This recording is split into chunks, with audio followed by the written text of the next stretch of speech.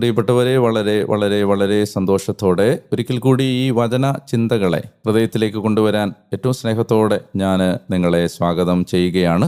അനുഗ്രഹീതമായ ഒരു ദിവസത്തിൻ്റെ എല്ലാ നന്മകളും നിങ്ങൾക്ക് വേണ്ടി ഞാൻ പ്രാർത്ഥിക്കുകയും ചെയ്തുകൊണ്ട് നമ്മൾ വായിച്ച വചനഭാഗത്തെക്കുറിച്ച് അല്പമായി നമുക്കൊന്ന് ആലോചിക്കുകയും ധ്യാനിക്കുകയും ചെയ്യാം.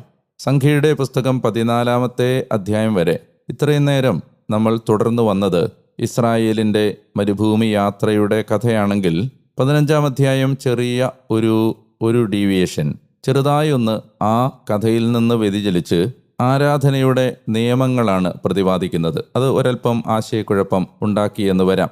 എന്തിനാണ് ഈ കഥയുടെ ഇടയിൽ വളരെ പ്രധാനപ്പെട്ട ചില സംഭവങ്ങൾ അരങ്ങേറുമ്പോൾ അതിനിടയിൽ ഇത് എന്തിനാണ് പ്രതിപാദിക്കുന്നത് എന്ന് തോന്നാനിടയുണ്ട്. ഈ ആരാധനാ നിയമങ്ങൾ പറയുന്നതിൻ്റെ ഉദ്ദേശം, ഈ ജനം അവരുടെ അടുത്ത തലമുറ വാഗ്ദത്ത നാട്ടിൽ എത്തിക്കഴിയുമ്പോൾ അവർ